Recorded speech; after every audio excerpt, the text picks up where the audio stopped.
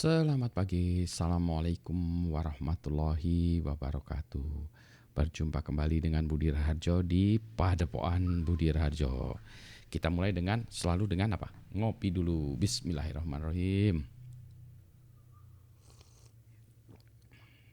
Sedap, sedap, sedap. Selalu kopi memberikan kebahagiaan di pagi hari. Topik yang mau kita bahas pagi ini adalah tentang, ini apa ya? Sebentar, saya lihat catatannya. Oh iya, tentang pengalaman saya dalam mengembangkan software, tidak dimengerti dan seterusnya. Jadi ceritanya zaman dahulu kala ada seekor kancil dina hiji poe. Aya sakadang pecang. Ini kok jadi cerita gitu. Enggak, tapi ini ceritanya beneran. Cerita adalah tentang saya dulu mencoba mengembangkan aplikasi di handphone dan ditolak. Jadi ceritanya ini bermula dari ini sebetulnya, saya tunjukkan dulu ya. Jadi ceritanya bermula dari ini. Ternyata sekarang ini ada berapa ulang tahun game yang ke berapa? 30 tahun, 40 tahun, 50 tahun ya. 30 tahun kalau nggak salah. Prince of Persia. Ini game yang sempat ngetop di komputer, dulunya di Apple, terus kemudian di PC dan seterusnya sampai PlayStation, konsol. Nah, ceritanya ini seru ya di ini ya. Jadi ceritanya nanti Anda lihat sendiri ya. Nanti UR-nya saya tampilkan deh ya. Cerita tentang si pengembangnya ini. Bentar, saya geser dulu ya. Nah, pengembangnya ini bagaimana dia mengembangkan game Prince of Persia ini di komputer Apple tuh. Ingat ya komputer Apple tuh. Ini saya juga sebenarnya udah ada video tentang komputer Apple tuh saya ya. Nanti saya buat lagi deh video tentang Apple tuh saya ya. Videonya tuh ada di YouTube juga, sudah saya masukkan. Nanti saya lihat tunjukkan komputer Apple tuh saya yang masih ada gitu ya. Nah, si teman-teman ini, dia membuat game itu dengan keterbatasan memori. Bagaimana dia menyikapinya, misalnya ini gamenya ini ya, dia buat gimana menyikapi ini ya zaman dulunya dia buat game yang seperti ini. Perusahaan namanya Brotherbund ya. Saya dulu karena pakai Apple, jadi saya hobinya ngegame juga zamannya dulu ya. Nah, salah satu game yang saya sukai, ada banyak ya. Salah satu gamenya adalah game game Karateka. Nah, sebentar ya, nih dia cerita tentang susahnya gitu ya. Ini kan ya, saya coba ya, mana sebentar ya. Ini game-gamenya nih ya. Nah, jadi dia mulai. Nah ya, ceritain nanti lihat ya. Nah, ini game yang paling saya suka, Karateka. Ya ini ya. Karateka. Nah, ini game saya yang paling suka nih. Wah, ini sesuai. Nah, ini.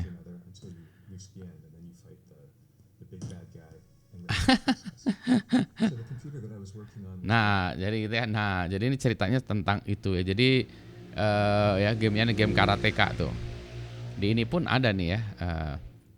Di Google bisa dilihat ya, Karateka. Ini gamenya, wah luar biasa nih. Pokoknya bisa ngabisin waktu. Lihat aja tuh ya. Gini gamenya game dengan memori 48 kilobyte.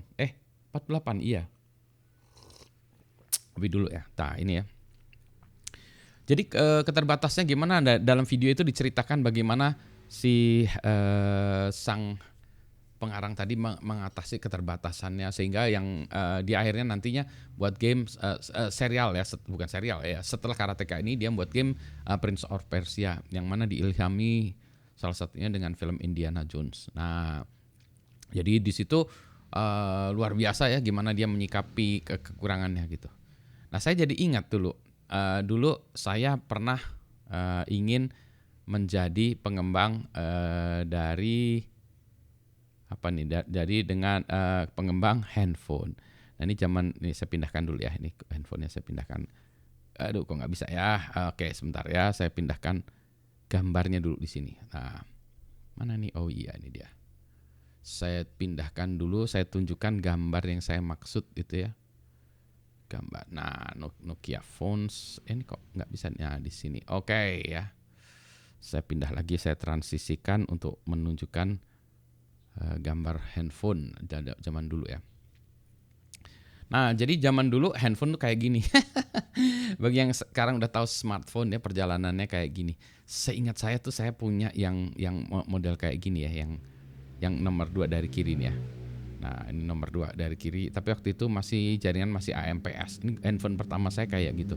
Kemudian handphonenya meningkat ya, menjadi lebih quote unquote bagus kayak gini, terus meningkat lagi.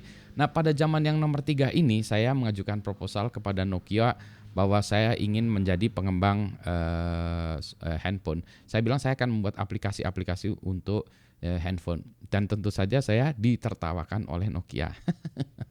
Mereka bilang nggak mungkin buat aplikasi di handphone, hanya apa ya namanya ya, manufakturur ya, pabrikan ya, dengan kata lain Nokia lah yang bisa membuat aplikasi di dalam handphone ini. Perlu diingat dulu di handphone ini aplikasinya hanya Snakebite ya. Nah, coba aja lihat tuh game Snakebite, lucu ya gamenya. Tapi gamenya sederhana sekali gitu ya. Sebetulnya ini juga sebetulnya saya ini juga bukan karena ngasal juga ya, karena saya terinspirasi dengan ini sebetulnya. Nah, ini adalah kalau dulu nama perusahaannya namanya Palm Pilot ya, membuat PDA, Personal Digital Assistant kayak begini.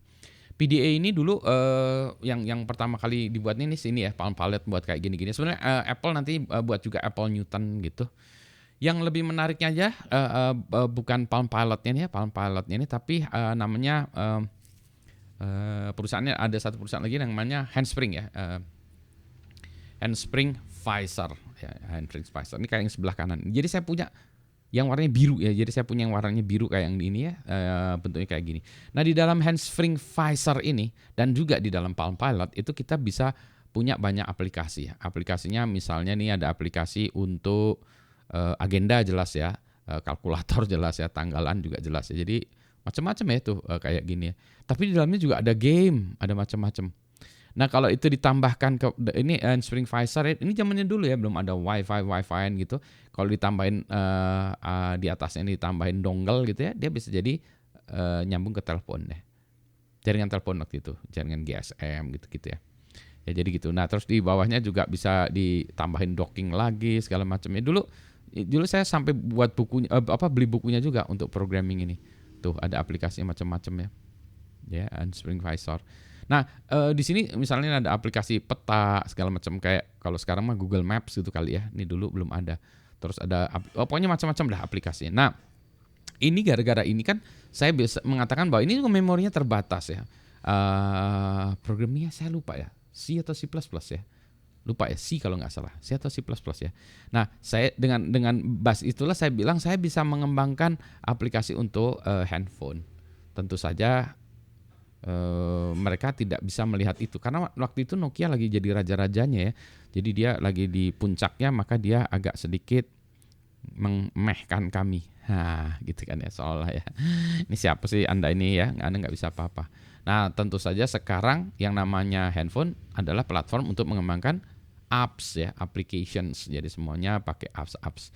Jadi sekarang handphone itu hanya sebagai platform, ada banyak software di atasnya. Itulah dia ya, kadang-kadang kalau ide kita itu terlalu early, orang tidak bisa melihat masa depan ya. Jadi itulah yang saya lakukan beberapa tahun yang lalu. Gitu, ini cerita ininya ya, reminiscing tentang ini ya, Spring Pfizer, game karateka, terus apalagi tadi Prince of Persia. Nah ini videonya bagus lah, cerita tentang latar belakangnya. Banyak educationnya juga ya. Nah ini cerita tuh kan ya tuh ya. And at that time, the Apple was actually the number one game platform. Tuh, But ya. it had limitations. The Apple II's music capabilities weren't that great. It only Ya. had 4 colors. The screen was 280 by Tuh layarnya hanya 280 kali 192 pixel. Tapi ini masih lebih bagus ya daripada kalau kita ngembangkan di sini. Ini kan cuma LCD-nya dengan karakter yang itu ya, yang sudah fix ya. Kita nggak bisa buat dot-dot-dotnya gitu ya. Gitu ya. Nah, demikianlah cerita sejarahnya bahwa ya setidaknya saya juga punya pengalaman buruk ya karena tidak dipahami ya. Jadi kalau memang Anda kalau membuat sebuah inovasi itu ya harus paham, harus bisa terima bahwa Anda itu tidak dipahami. Ya, you have to accept that you are going to be misunderstood gitu ya. Jadi nggak apa-apa. Gitu ya. Saya ngopi dulu ya. Nanti kita bahas lagi tentang komputer Apple II ya, gitu ya. Nanti kita bahas. Selamat pagi, assalamualaikum warahmatullahi wabarakatuh. Sehat semua.